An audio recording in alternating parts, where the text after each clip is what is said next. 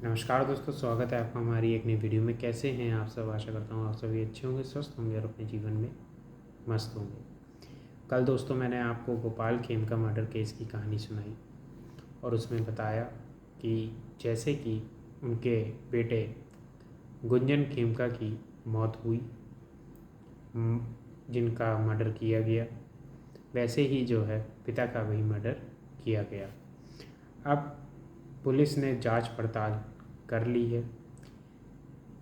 Police ने बाकायदा ये जानकारी 25 मिनट की प्रेस कॉन्फ्रेंस के थ्रू दी और उसमें जो है उन्होंने बताया कि हमने जो है मुख्य आरोपियों को पकड़ लिया है, जिसमें एक का नाम है जिसने की गोली चलाई, उसका नाम है उमेश यादव।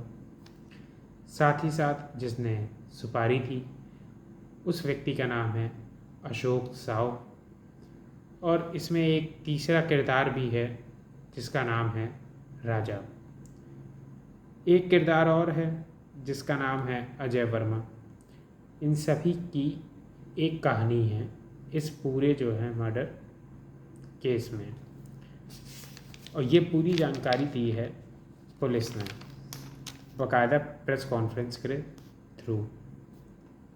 पुलिस से हालांकि कई सारे सवाल भी पूछे गए इस केस से रिलेटेड, उन सभी के पुलिस ने जो है बाकायदा जवाब दिए हैं।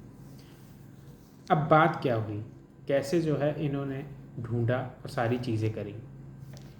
सीसीटीवी कैमरे में जो कि गोपाल खेमका जी के घर के बाहर ही लगा हुआ था, उसमें जो है बाकायदा स्कूटी क्या हुई दिखाई दी, जिसमें जो है वह उमेश यादव जो है बैठा हुआ था, किनारे बैठा हुआ था। और साथ ही साथ जो है जैसे ही उसने देखा कार आई, तुरंत जो है उसने गोली चला दी। अब क्या हुआ कि आसपास के जो है सीसीटीवी कैमरा जितने थे उनकी जांच पड़ताल करी गई। उससे जो है नंबर मिल गया, क्योंकि जो है जो अशोक खेमका कह रहा हूँ मैं, गोपाल खेमका जी के घर के बाहर था, वहाँ पे दीवार थी तो इस वजह से दिखाई नहीं दे पाया था। तो बात ये हुई कि नंबर मिल गया। नंबर से ये पता चला कि ये किसकी स्कूटी है, ये उमेश यादव नाम के एक व्यक्ति की है। वहाँ पहुँचे तो पता चला कि उमेश यादव क्या है, एक शूटर, और वह जो है सुपारी किलिंग्स करता रहता है। तो उमेश यादव को जो है पुलिस ने धर दबोचा। अब जब उमेश यादव को धर दबोचा तो उसके घर की तलाशी ली गई। घर की तलाशी ली गई तो जो है जिस पिस्टल से गोपाल खेमका को मारा गया था, वो पिस्टल जो है पुलिस ने बरामद कर ली और कई राउंड कारतूस के भी जो है मिले।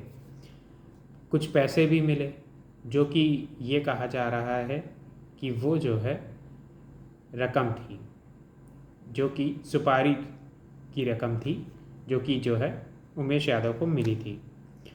अब उमेश यादव को जो है जब पकड़ा गया तो उमेश यादव से जांच पड़ताल शुरू हुई और पूछना शुरू हुआ। तब जो है उमेश यादव ने एक नाम लिया अशोक साहू का।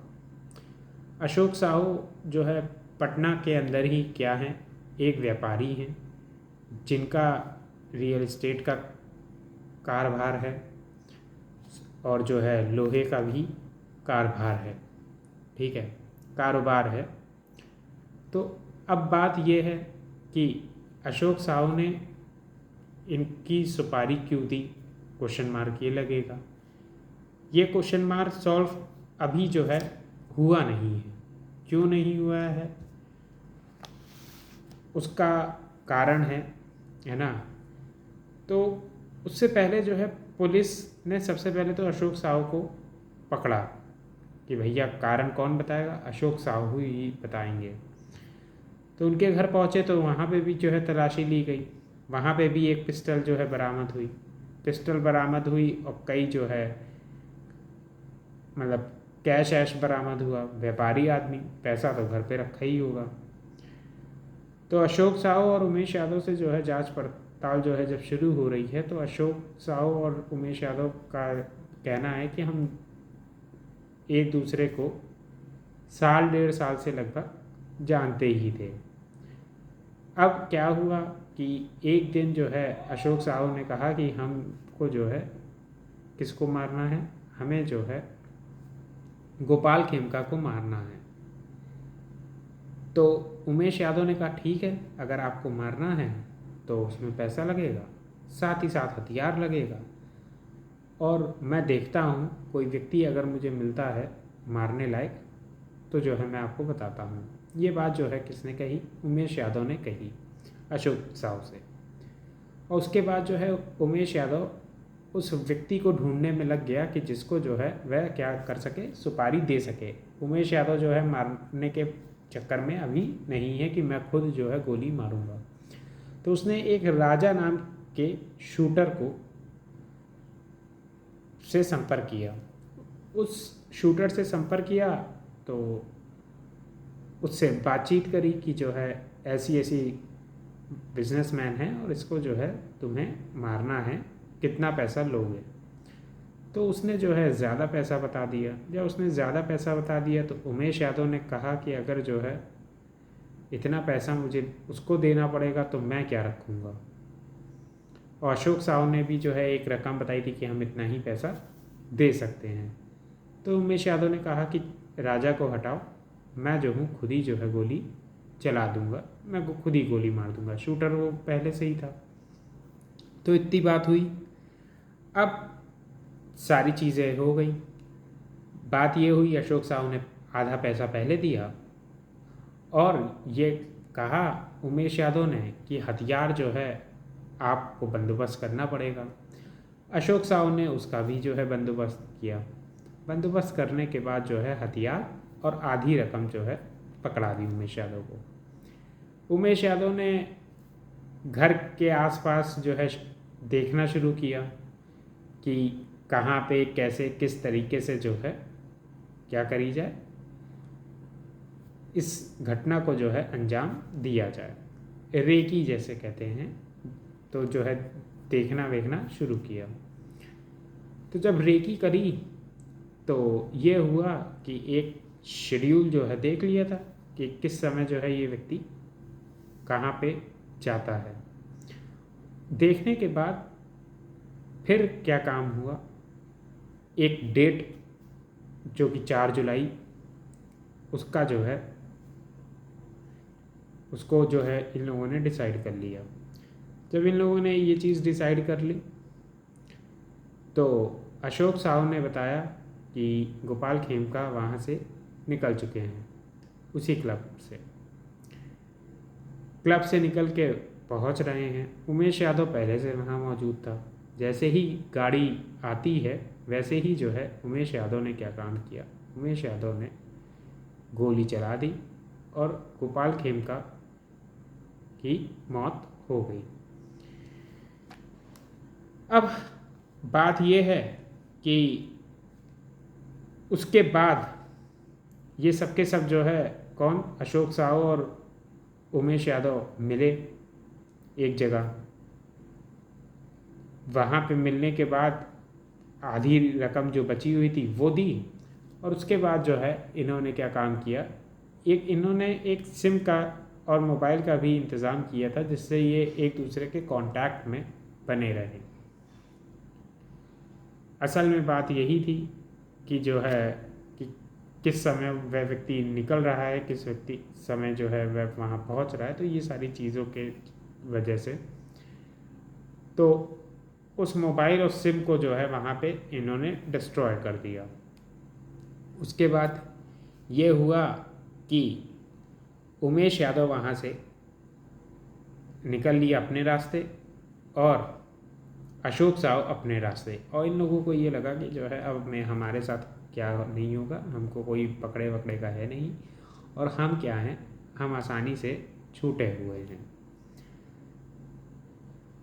लेकिन बात यह है कि मैंने जैसे कि कल भी आपको कहा था कि बिहार में चुनाव हैं इस साल के अंत में, ये सभी जानते हैं।